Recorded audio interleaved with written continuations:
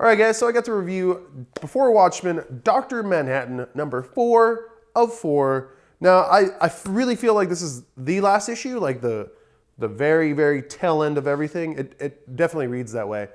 And it kind of feels like it drifts apart from actual Watchmen prequel, like what it should be, which is really interesting and kind of cool, because Dr. Manhattan says, F this Earth, and just kind of dips and does his own thing. But before he does that, he talks with Ozymandias, and they have like a real heart-to-heart where, if you follow the journey of Dr. Manhattan throughout this whole series, he has kind of been struggling within himself and with his abilities and kind of understanding them a lot more. And this is where he gets his understanding of everything that he's able to do, and how he's so like within and without of the time sphere, and how he can just travel all over the place.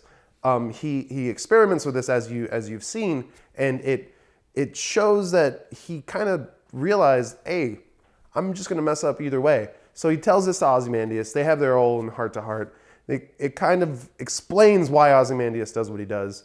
But at the same time, it kind of diverts a little bit from what I remember Watchmen ending and kind of going towards.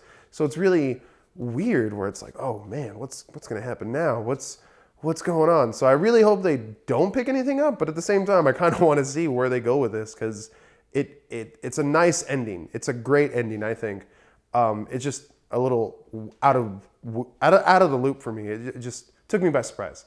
And one really cool thing about this comic, you're reading it, it's cool, it's normal, and then it just flips around for like, not like comics do that for like a page or two. This is like a good like chunk of the story is upside down and you're reading it backwards. And it's really interesting and cool. It builds the comic a little more, the story, it paces it differently, and you actually have to like remember you're reading it the opposite way. I totally had to read it like 4 times because of that. But anyways, this is a great book, great ending to this series. 5 out of 5 Nerd Skulls. Awesome. Can't wait for your reaction.